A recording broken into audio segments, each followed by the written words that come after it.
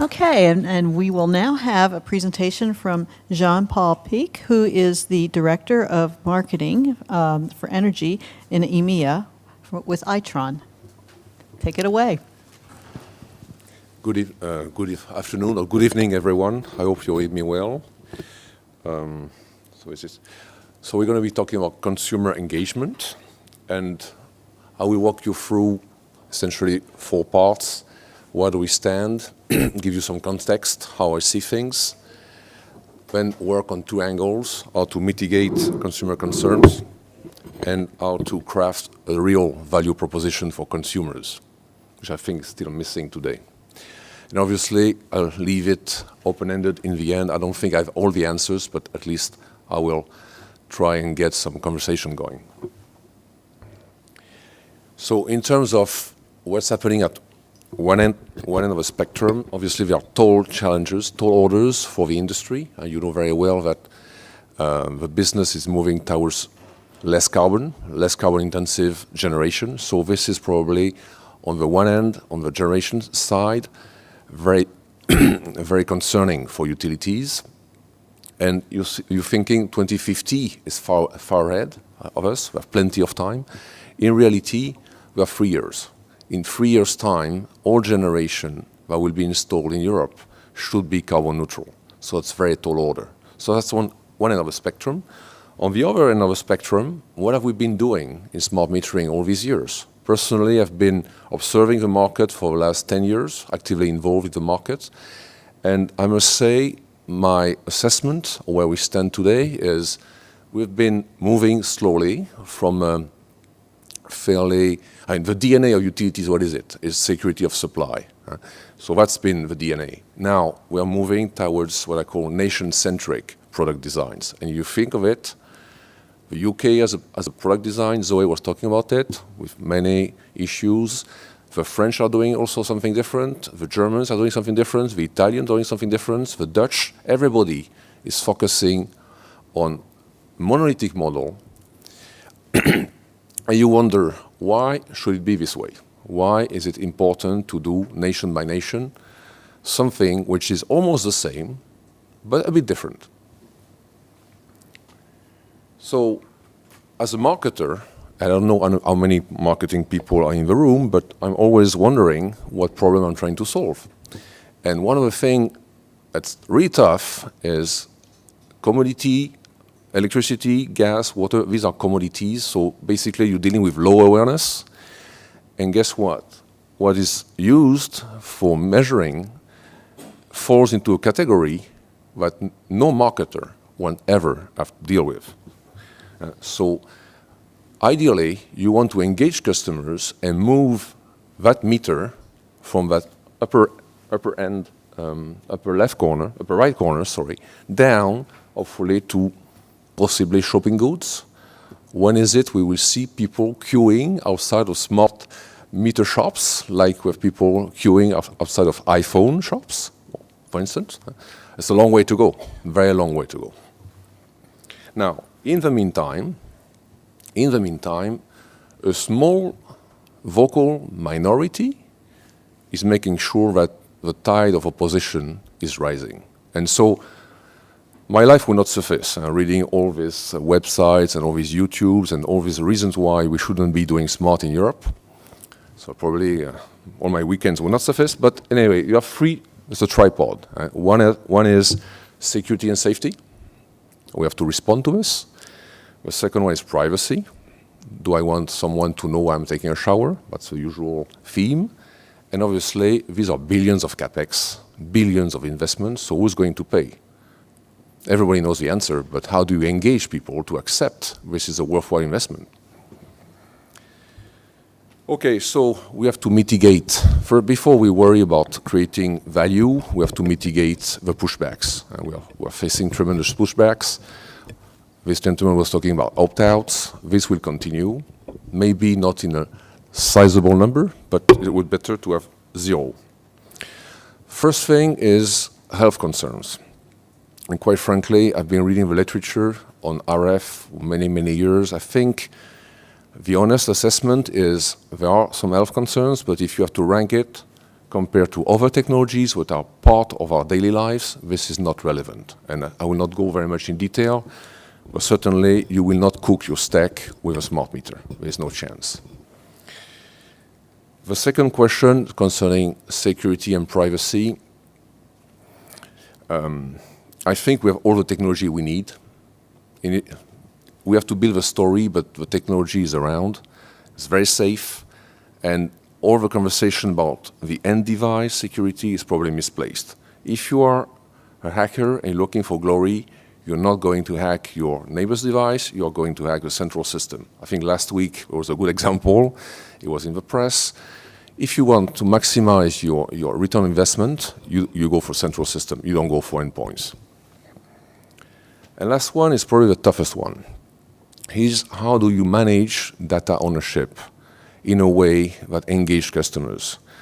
Today, when I observe what's happening in Europe, most of what I see belongs to the number one. Basically, it's a sort of a top-down approach where the utility will own the data and it's not really discussing with anyone, or at least not actively engaging with anyone in that discussion.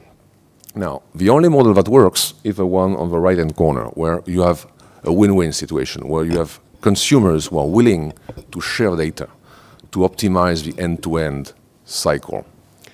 The other two models are relatively unproductive. So you can decide to invest. Number two, you can decide to invest on home automation, so you have plenty of data, but this data does not percolate back to a utility. And having a third party in the middle, that could happen. You have energy suppliers that can interleave themselves in the supply chain, but in this case, it's also a sort of broken model. So these are the 3 points I wanted to cover. Now moving to value proposition. Basically, the smart grid is offering, smart metering and smart grid is offering a little bit of everything for everybody. Clearly, optimize the grids, this is serving the utilities, there's no debate. When you start seeing some benefits is when you start integrating renewables, and then a certain fraction of the population will be engaged because they see the benefit of reselling their energy into the grid, and to have some issues to solve here. But finally, how do you solve this problem? How do you empower consumers? And possibly, how do you improve convenience? Zoe has been talking about lack of convenience for the last 20 minutes. It's just one example. So how do you solve this?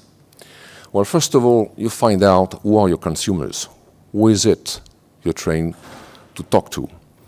And what I find striking in Europe is that nobody seems to worry about the different segments. If you go back to a nation-centric model, it's a one-size-fits-all. It's one model for the country. Whether you're tall, small, thick, thin, it's one size, one T-shirt for just about everybody. So now, this may not be the right segmentation. There's just one among many ways of looking at your markets. But behavioral segmentation should be taking place, because then you can start thinking about what is it these people want. This is my most crowded slide, so maybe I will just give you a guess. If you're green, a concerned green, you don't want to save money. You want to save energy, you want to do something for the planet. So you're willing to go the extra mile and get engaged in energy management programs, that sort of things. But that's only maybe best case 1/3 of the market. Then maybe I move to the affluent. The affluent, they don't care. They can afford. They can afford to continue to spend even 5 times. 50 cents a kilowatt is not a lot of money when you can drive a big SUV in Paris. It's not a problem. So they'll be engaged on other things. It's a big toy, it's a big gadget. Okay, I look good using it. It's not about saving the planet. Then the young. The young don't have too much money, but they're concerned, because if a planet burns, it's their planet. It's not the same what we call the traditional. These senior people, by the time the planet burns, they're dead, they're gone. So it's another problem you have to solve with them. Yeah, so I get some attention now. And obviously, for the low income, I think Zoe introduced the subject very well. Low income It's about their family. It's about protecting the family. It's not about saving the planet. It's about having payment options and convenience to control budget. That's all it is. And quite frankly, they're not going to benefit much for AMI. So that's my message. Obviously, that could take us a long more time to discuss, but I have to be synthetic. So, is the grand plan of a smart home enough? Actually, I think it's more than we need. It's a lot more today. It will take years to materialize. And so we have to recognize this. We have a tremendous amount of good technologies, and there's plenty here around. But before this materializes, there's a few steps. So in the short term, I think the message is more focus on the basics. Don't promise, don't overpromise and underdeliver. So for what I call the first wave, we're going to be talking about a second wave in a minute, but what I call the first wave, these are the good practices that for most of them come from, by the way, the US. And this is what the US has been learning over the last 5-6 years of smart grid implementations. Engage early with your customers, make sure you talk to them. Don't wait for the last minute, so stage messaging, like Jim was saying. Address minority issues. Some of these people will not benefit, so maybe opt-out is one option, maybe other means are, like prepayment, are possible. Talk about savings. If nothing else, find a way to incentivize through at least some savings. So 80% of the consumer base is saving money. That's something that talks to just about everybody in general. I will get you to the first step. Talk to communities. Make sure that you come close to the communities and show meters. I mean, all this is very, very theoretical today. Very, very theoretical. Education and ultimately create trust and goodwill. You will minimize the pushbacks if the goodwill has been created by sufficient awareness. Now, that will be my concluding slide, so I'm actually early now. First wave, I mean, it's already in the pipe. So probably Europe will develop nation-centric solution for a first wave. Now, for a second wave, there may be the subsequent waves.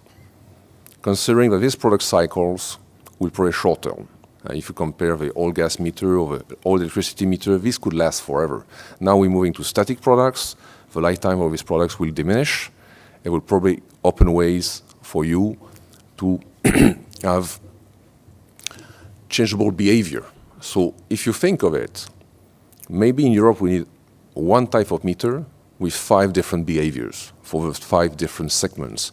And the creativity on customer application, that's what's missing today. We are not actively thinking to create application that will create market pool. As soon as you get a market pool, you don't need to worry about pushbacks.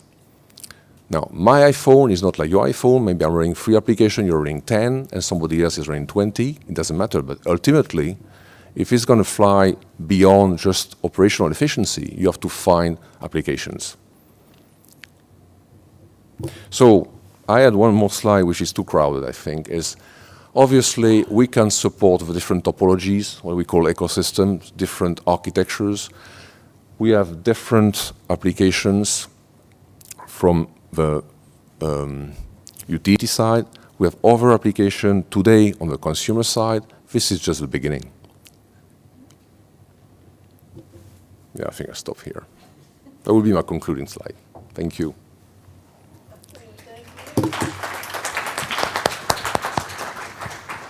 I hope I woke you up. It's a tough moment. It's been a long day, and yeah, so we're down to the final stretch here. I'd like to see questions for Jean-Paul in his thought-provoking presentation on consumer segments and some of the different approaches that should be taken in terms of best practices. Who'd like to kick off with